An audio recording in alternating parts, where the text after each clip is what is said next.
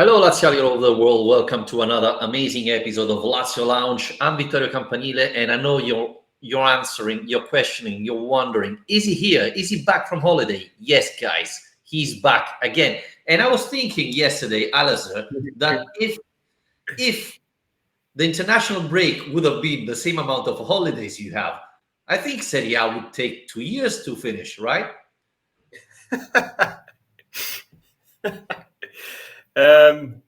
Well, let's put it this way.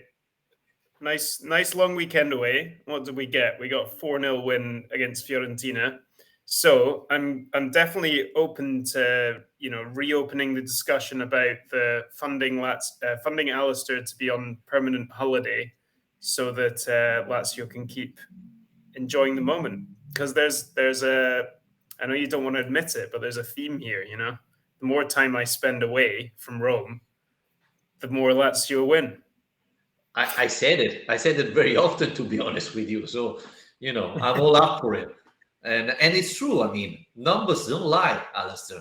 Numbers don't lie. And Lazio just beat Fiorentina 4-0 Monday match. Finally, Lazio playing on Monday after the Europe League. And it wasn't the best performance, but that's what big teams does, right? Win even when they're not playing great, even when they're struggling.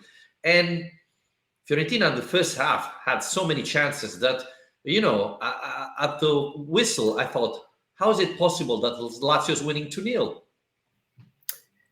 Yeah, well, I think it was, you say, good teams still win when they're not playing well. I don't know how many good teams win 4-0 when they're not playing well. I mean, it was bizarre. But I mean, I wouldn't put this down as a poor performance. I just think it was essentially a case of probably the most clinical team in Serie A against potentially the least clinical team in Serie A.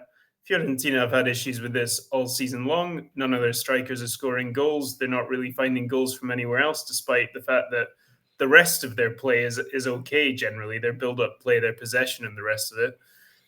And yeah, I mean, look, Provedel was great again, so that was part of this.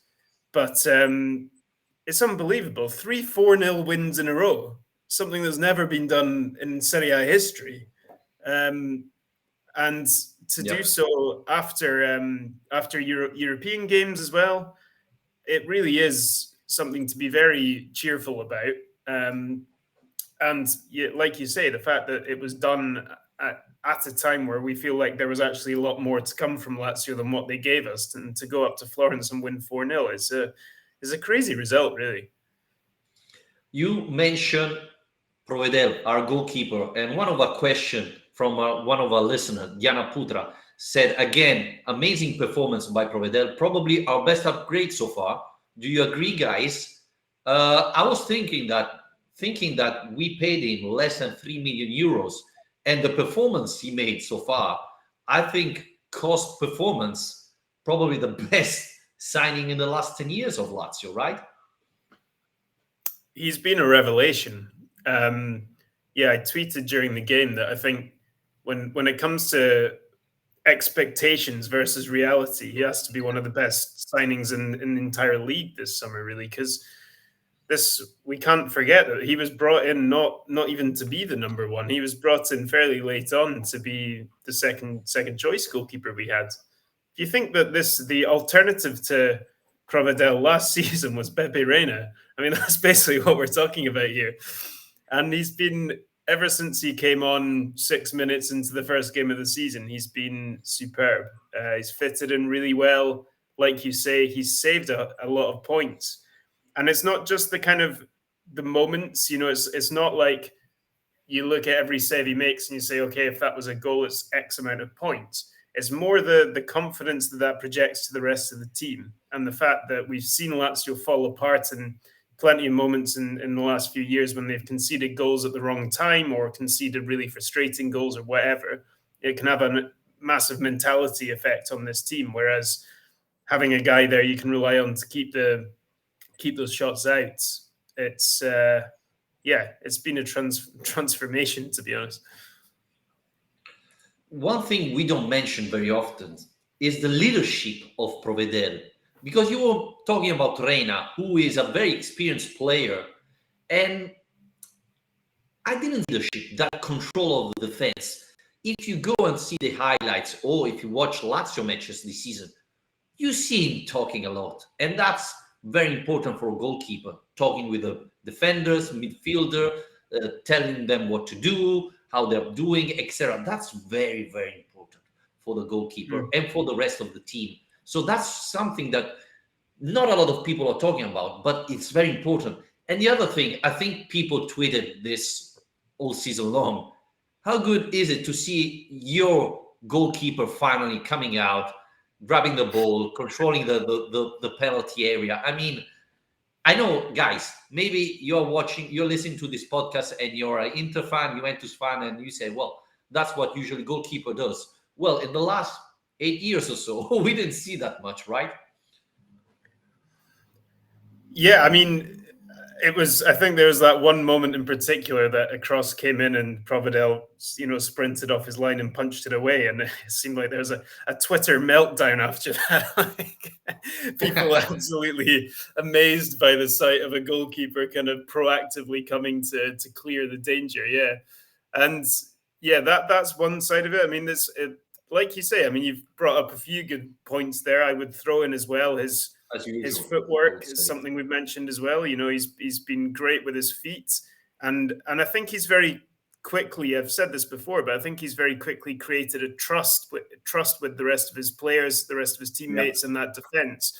And that's something I don't think they probably had as much with Strakosha, just because of various problems in his game, like his ability with the ball at his feet, or the various errors he's made over the years or whatever. Whereas Provedel, I think, is something they've quickly built trust with. I think what you're talking about, the leadership thing, is a really good point. I would also add Romagnoli to that as well, because I think the two of them together coming into that defense, it's not a coincidence that's helped create this ridiculous record now where we've conceded 5 goals all season long, which is absurd, really. And I think the two of them having that leadership, that communication, the rest of it has really injected, leadership. It's helped create an element of calmness. Of all the things I would say that happened in this match on Monday night, one of the things I was happiest about was the 95th minute, I think it was. Fiorentina had a chance just to score consolation. Patric throws himself in front of the ball. He blocks the shot. He gets up. He's celebrating. He's pumping his fists. And I thought that just that one moment itself tells you so much about how the mentality has changed with the way this team defends, the pride it takes in the way it defends, and how much it meant to them to keep another clean sheet. And it's something they really seem to be enjoying. It's not just like a part of the game they're improving. This team seems to be really enjoying defending well, which is a real novelty for us. Yeah, I mean, if you go last October, Lazio defense was awful. We were conceding goal to pretty much every single team we played. And now we are the best defense in Serie A, best defense with Atalanta. I mean, that's astonishing. Sliding door, Alistair. Do you think that if Maximiano doesn't get sent off against Bologna, Provedel would be starting? And do you think that changed a lot the performance of our defense? Yeah, well, it's hard to say, isn't it? Because we've not actually seen Maximiano yet. I mean, there's still a chance Maximiano is even better than Provedel. We just have no idea because we've only seen him do one thing, which was basically walk onto the pitch, turn around and walk straight back off the pitch again. So, it's hard to say. I think we probably wouldn't have seen Provedel win the shirt back off him for the sole reason that Sarri has not changed goalkeepers at all. He's kept Provedel in the team all the time. So you imagine he would have probably done the same thing if Maximiano had finished that game, had impressed. He probably would have done the same thing, just kept him going, kept him as number one. That was the plan. The plan was to have him as number one for the season. So if he'd finished that match and made a good impression, then, I mean, I do feel a bit sorry for the guy. It's like, it shows how fickle a world football is. It's like one split second decision like that has actually had a huge impact on the guy's career. It's this move is now a very different move from the one he thought it was going to be. And he can fight back. It's great to know there's another good goalkeeper there, but it's going to be really hard for him to get ahead of Provedel now. Anyway, fourth consecutive win in Serie A for Lazio, and this is astonishing. 14 goals scored and 0 allowed in the last 4 games. I mean, this is unbelievable. This is unbelievable. 3 consecutive 4-0, and Lazio is the first team in Serie A doing that. 2 away games, and we said that Lazio was struggling away. I mean, which of these stats surprised you more? 3 wins from 3 after the Europa League is probably the thing that surprised me the most. That's maybe the biggest change from last season. If you consider that some of those early Europa League games, 4-1 against Verona, 3-0 against Bologna, 4-0 against Napoli. There was some dreadful results after European games last season. So to win 3 from 3, but to win them so handsomely is amazing. And yeah, you can just tell that the different elements of this team are working now in a way that they weren't last season. There were kind of moments where certain things went well and moments when things didn't go so well. But it feels like the pieces have come together now more than they ever did last year. And I think the goal difference thing, you see that? I think Lazio have the best goal difference in the league now. Obviously, best defense, one of the second best attack. I mean, oh yeah, and the attack as well. I think it's important to say. I think we'll probably talk about Giro in a sec, but it's not like a total case of Immobile dependence. Yes, he's the top scorer and he's going to be a very key player, but it has been good to see like Zaccagni seems to be a bit more productive now than he was last year. Milinkovic-Savic is having an incredibly productive year. We keep seeing Alberto coming off the bench and making a difference all the time. Vecino is contributing, so we're seeing a lot of goal contributions coming from different parts of the pitch, and it's not just about depending on Immobile to dig us out of difficult situations. Before moving on, what's your take on Marcos Antonio's performance? He started against Fiorentina. It wasn't a decision of Sarri. It was that Cataldi was injured. He felt poorly during the night and so wasn't ready to play. So how do you rate Marcos Antonio's performance? I thought he did okay. Yeah, I mean, it's I wouldn't want to be too critical of anything. I don't think he was amazing, but I don't think he was terrible either. I think considering it was his first start and it was his first start in Serie A, wasn't it? No, he started. Even Cataldi got banned, right? Got a red card, disqualified. So I think he started against Verona, right? Yeah, sorry, I forgot about that. Oh well, no worries. Here for that. One of his first starts. Yeah, as I was saying, you can edit that bit. Yeah, I mean, I think that we're still seeing clearly that he lacks the kind of physicality that we've spoken about before, but you do get a plenty of that from the 2 players alongside him, Vecino and Milinkovic-Savic. Nothing we didn't already know, I guess, in terms of that he's good technically on the ball. It was interesting to see Sarri talk about him after the game and mention how he's not played 90 minutes since January and, where he's not really in a position yet to play any more than an hour. And so that might explain why we've seen so little of him. But you do wonder when that's going to be the case then, because we're, a couple of months into the season by now. Surely he's up to fitness to be able to compete for 90 minutes. I find that a little bit odd. Well, obviously, being in a Ukrainian team, the league didn't finish right for the war, so he had that issue there. Alistair, nobody mentioned this, and I think it's very important. We were 2-0 up and struggling because Fiorentina was pushing, and Sarri made the call, putting in Luis Alberto and taking off Marcos Antonio. I thought that was a risk decision, because we know that when the rhythm is very high, Luis Alberto struggled. But now that it's a substitution that changed the match, with Luis Alberto in, Lazio start attacking. He scored, but it's not only that. Lazio changed really pace. So that's a risk substitution that really paid off. And I don't know if it changed the game, but it really definitely affected, right, the performance. Yeah, and it's something that's become a real theme of this season now is Alberto's impact as this super sub.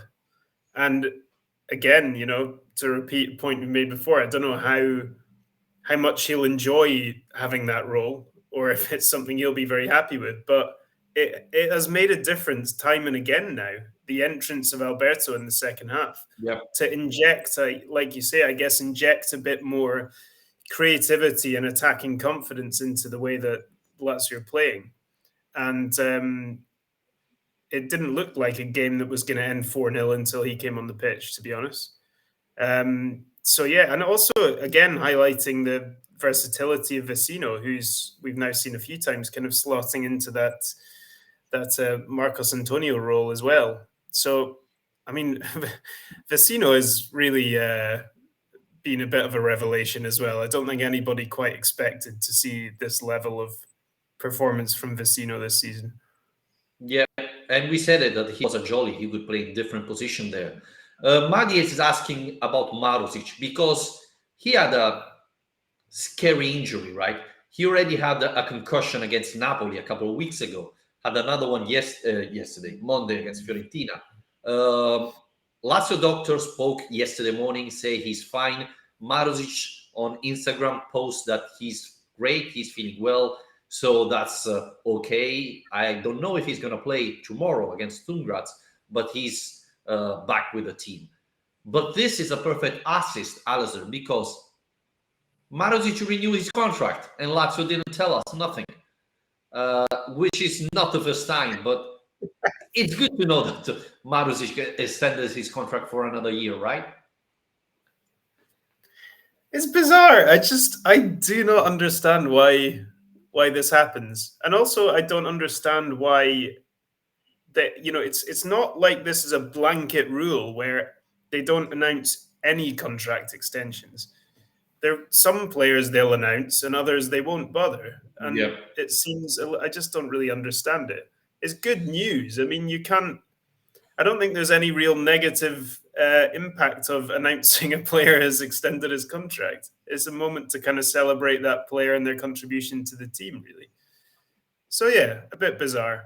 I do hope that the concussion stuff. It's really not something to mess around with, and No.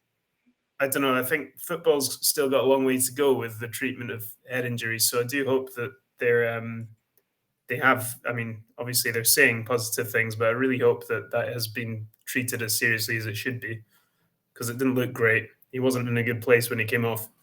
No, I was really scared. Not only Marusic, Lazio renewed the contract of Andre Anderson and Furlanetto.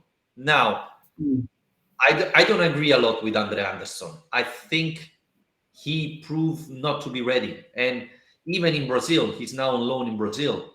He's hardly playing, Alistair. So I hope this doesn't become another issue with, players out of the squad with a long-term contract. Yeah, I find that bizarre as well. He's not had tons of chances. No. He's had a few, I guess, like after the COVID restart, he was involved a wee bit around then. But I mean, I don't think he's a player who's really inside his plans, in the club's plans much. So it seemed a bit strange. I don't know who his agent is, if this is a way of keeping someone happy, but yeah, it's a bit bizarre. Like you say, it's not a position we want to end up in, but maybe then again, if he plays well in Brazil, it's a chance to actually get a decent fee for him from someone, which would be nice. Hopeful thinking. But he's hardly playing, so that's difficult. Alistair, we have a couple of questions. We have Santullo asking, what did Sarri do to Patric? How is he playing that well? I don't know. I really don't know. But Patric's performance have been unbelievable, very positive.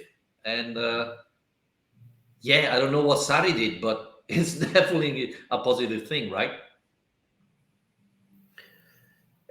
I mean, it's been unbelievable. I think my favorite bit, against Fiorentina was when he kind of had the ball at the byline and he was under pressure from the attacker and he did a little drag back and flick from out behind his leg to give it to Milinkovic-Savic. I think I just burst out laughing at that point. I was like, who is this guy? I mean, if any kind of big name defender pulled something like that off, it would go viral on Twitter within 5 minutes. But it's Patric, and it goes to show, I think, you do have to work hard to change people's opinions of you, because he has been playing consistently well for almost a year and a half now. He's been playing really well for quite a long time now, but people still don't quite take him seriously. But it's been a transformation. I mean, actually moving into a back four has been a transformation, hasn't it? Because he's been better in a back four than he ever was in a back three, which is really surprising, because he didn't seem he didn't seem like an obvious candidate as a centre back in a back four, to be honest. But what the hell do I know? I mean, he's been great. Yeah, and he started right back, so he changed position like 3 times. So that's impressive. And again, we have to say that the duo Romagnoli-Patric is perfect for the moment. And the fact that Lazio conceded only 5 goals, it proves it. I mean, Patric has been terrific, just as Romagnoli, only that we expected to see Romagnoli playing like that, but didn't expect Patric to be so consistent. So definitely very important. And he's very good when he has this ball on his feet. That's definitely helping Lazio when they attack. The only thing missing is scoring. I was just going to say, on Romagnoli, do you think that's taken for granted too much? Because I don't feel like Romagnoli has actually. There's been so many things to praise, I guess, so far this season. Different players, the likes of Patric.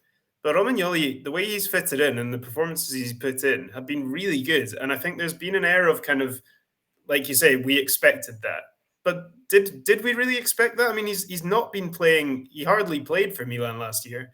He's not been playing at that high level for Milan for quite a while, actually.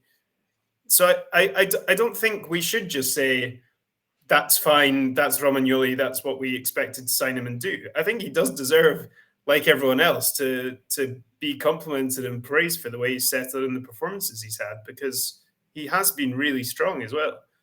Yeah, no, definitely. I have a lot of Milan friends who were saying, yeah, he's decent, nothing special. And I think he's been great so far. Not only he scored last Sunday, but his performance have been amazing. And so far, he stopped a lot of good strikers. So that's definitely encouraging. And yeah, I think, it has been such a long to get him to Lazio, right? Rumors started in May. In June, it looks like nothing was going on, etc. That the build-up was so long that we expected a lot from him. But you mentioned he had injury last year. He didn't play that much. So, yeah, you could expect he could have some issue, some physical issue. But he has been perfect so far. And, I think, as you were mentioning at the beginning, he's one of the leaders of this team, even though he just came in.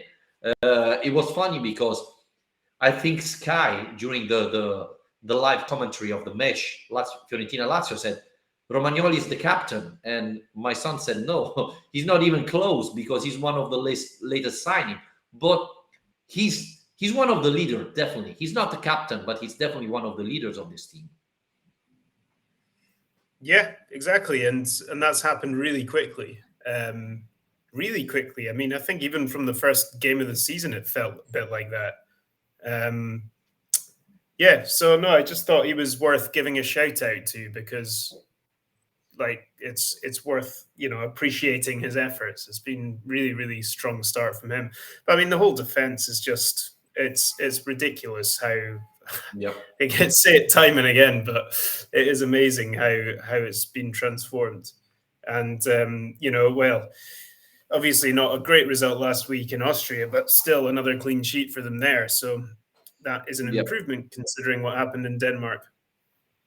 Alistair, we talked about the defense, but we have a couple of questions on Ciro Immobile. Masiev is asking, who is the vice Ciro Immobile?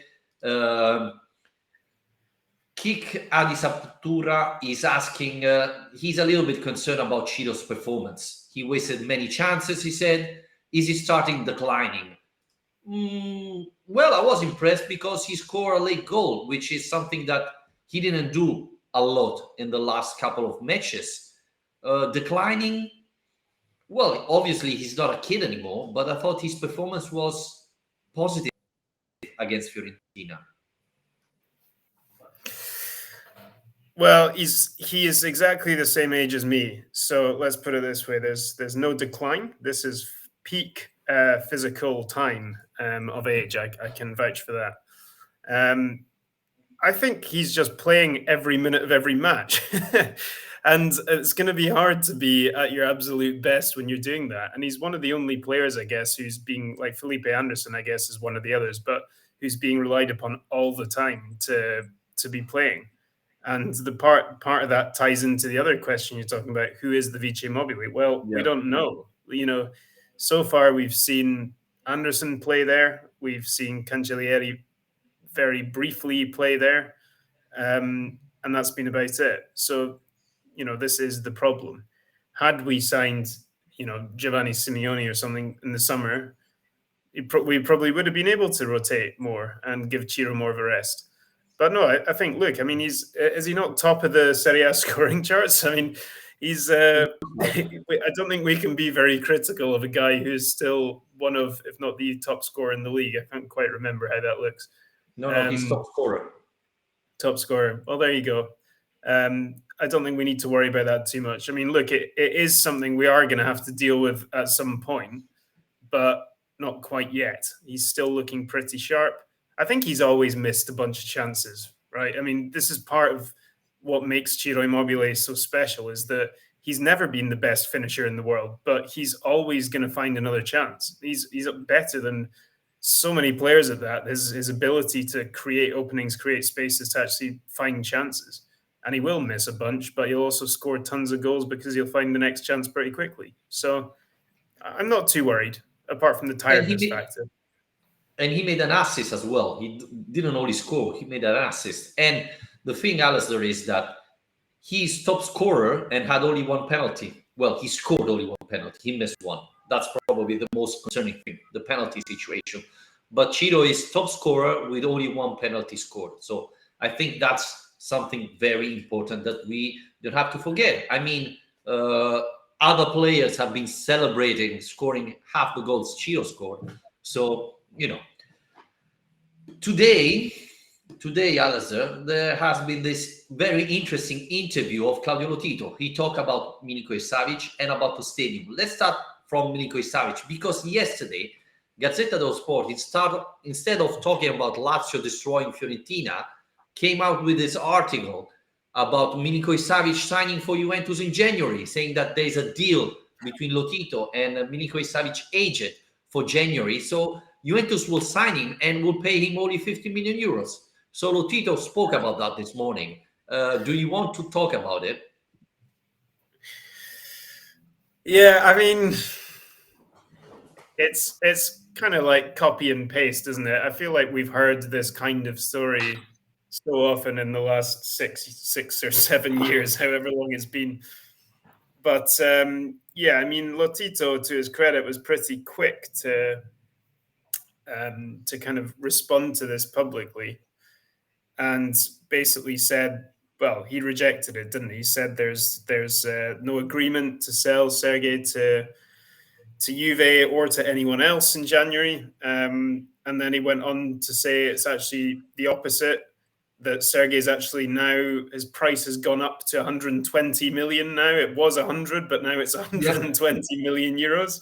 And every month the price is going higher. So that's Lotito's response. And whatever you want to say about Lotito, this is something he's consistently good at, is defending his valuation of his players, isn't it? Yep, definitely.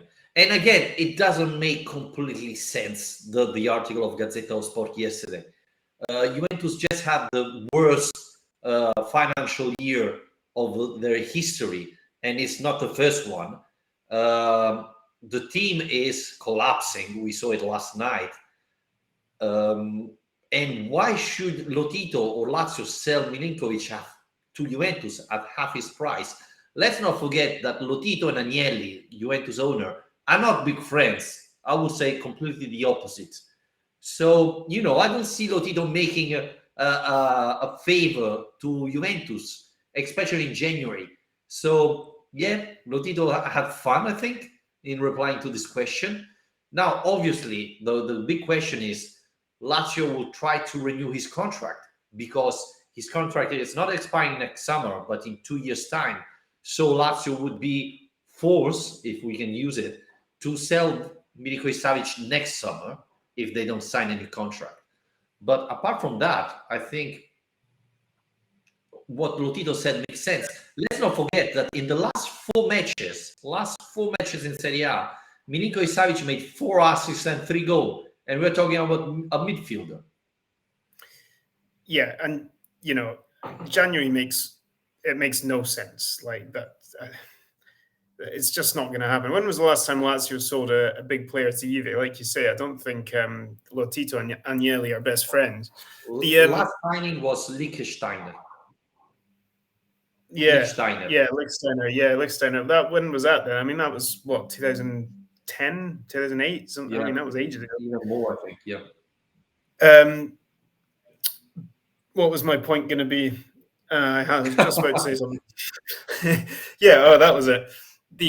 I mean, I don't want to turn this into a Juve podcast, but I do think that there's a good chance Sergej will have a television in his house. And if he chooses to turn that TV on, he might quickly see what Juve play like.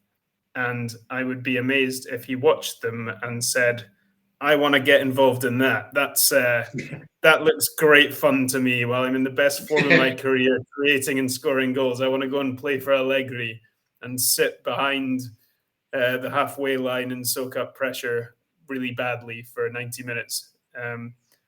No chance. No.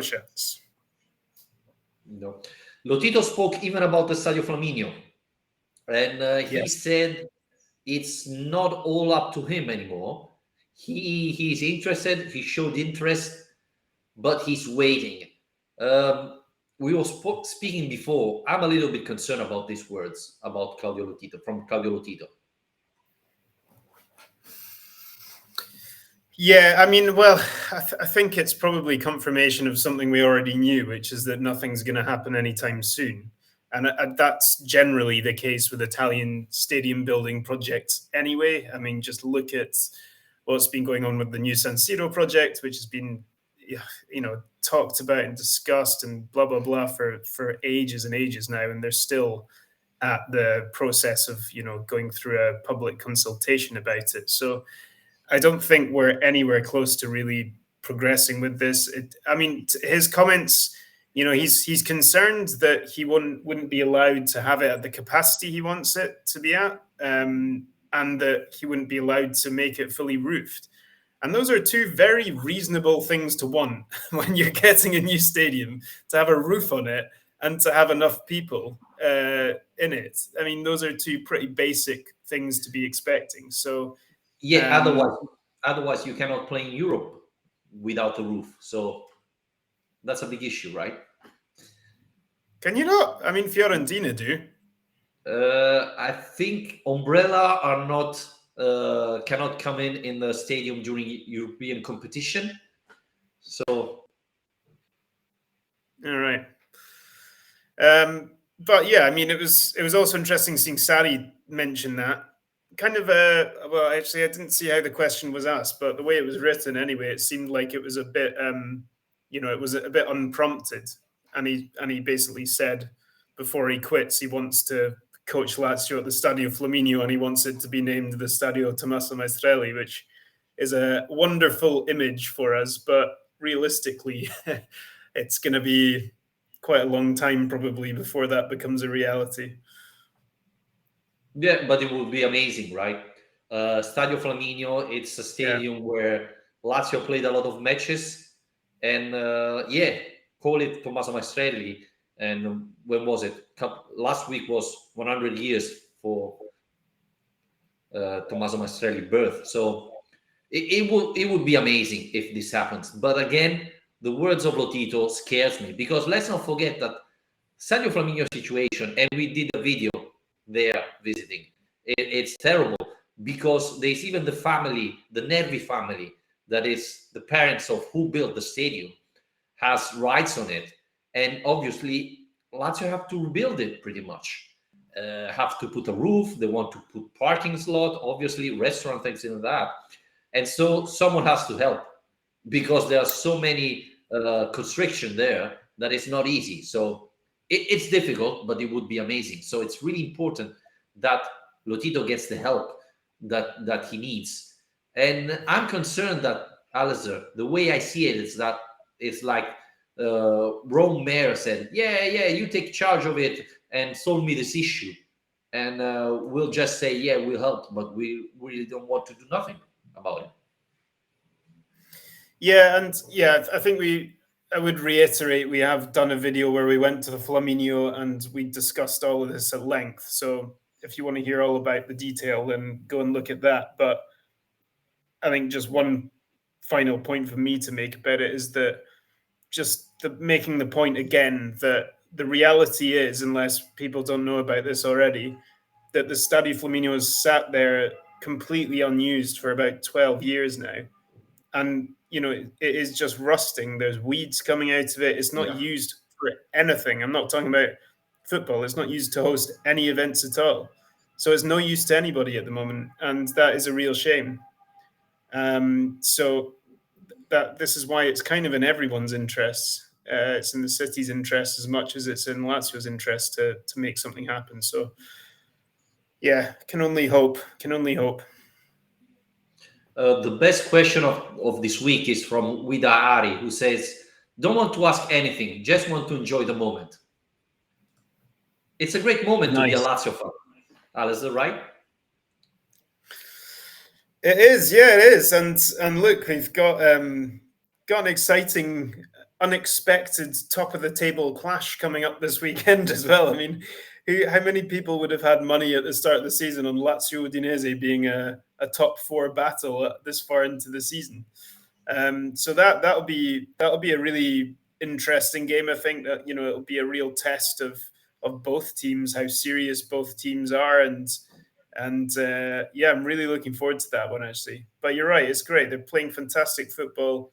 Signings are going really well. The big name players are playing really well, and Sarri really seems to have made his mark on this team now. So yeah, we should maybe just sit back and enjoy it. I like that.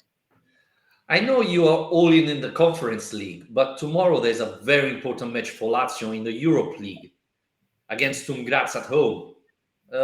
We need 3 points. We definitely need 3 points to keep it alive. It's true. Sarri said we didn't expect to be in such complicated group, but it is. We are all at 4 points.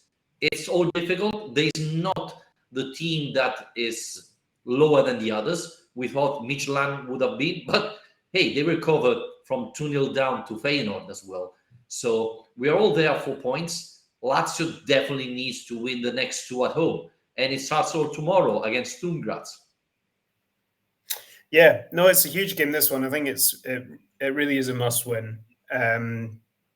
From what I've read, we're not expecting too much of a rotation of the team. Although Cataldi sounds like he should be ready to come back, which is good. I mean, it's very tightly balanced, but at the same time, Lazio still have a good chance to win this group, and that should be the aim.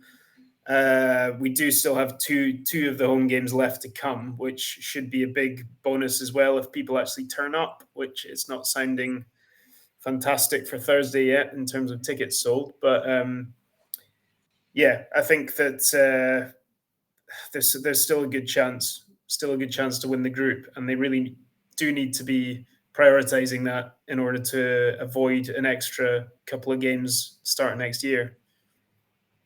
Want to point out that the Campanile family is going even tomorrow night. So we are doing our maximum to support Lazio.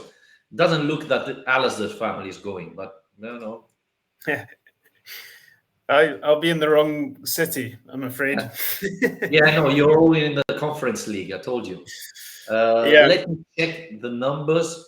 13,000. So yeah, it's still Wednesday. So well, this article was Still better than it has been at times last season, I guess, but it's not brilliant. Yeah, well, I remember Lokomotiv. Well, pretty much it was only me and my family there, so that's good. We have to mention, Alistair, that with the Binance, there have been great deals. I mean, my daughter gets in with €5. I got 20% of discount. So, prices are much better than last year. So, especially who has a season ticket should go and watch the match, because with 12, 30 euros, you're able to go in and watch the match. So I hope that, especially speaking how the team perform. Are you on commission here? Because as soon as you mentioned how good Binance are, you kind of sat back and put your chest out so that we could read the logo. I mean, I think you're on the payroll. What's happening? I wish so. Binance, if you want to promote a podcast, you know where we are. And, if you want to reach Lazio fans all over the world, well, we are probably the best solution for you. But no, unfortunately, we're not. But I'm just helping. I mean, as you may know, a lot of Lazio fans write me on Twitter asking me how to buy tickets and things like that. So, I thought, well, let's do it directly on the pod. Yeah, the Vittorio Biglietteria. Yeah. With no commission. That's the important thing. Yeah, if anyone's got any admin questions about Lazio, send them Vittorio's way. He loves it. Yeah, I adore it. Alistair, I think we can wrap it up here, right? We talked all the Lazio point we had, right? So yes, I think that'll do for now. And we can check in after the Udinese game, maybe. Yeah, very important match. Very important. Well, I think the next two are very important. We have to win against Sturm Graz and definitely against Udinese Sunday, 3:00. And this leads me to the last question, Alistair. We're playing tomorrow night, Thursday night at 9:00, and then Sunday, 3:00 against Udinese. Very important match. Do you expect massive rotation? Do you think Lazio will struggle on Sunday?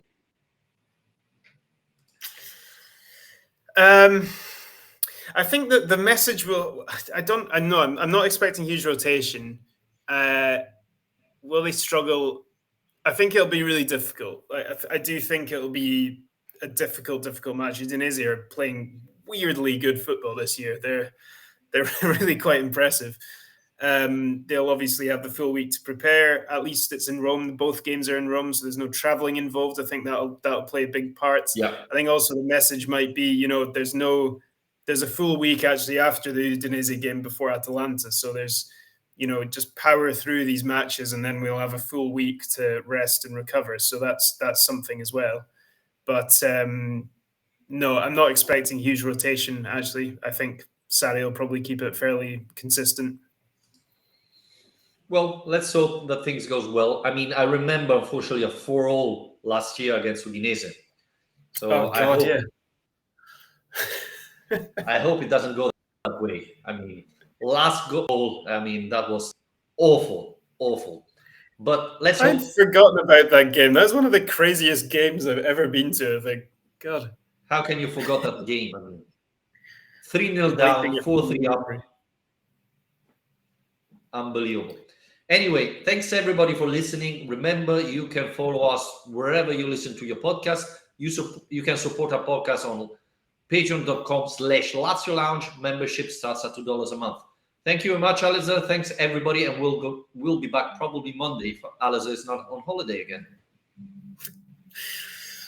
I won't be, don't worry. Speak then. Wow. Ciao.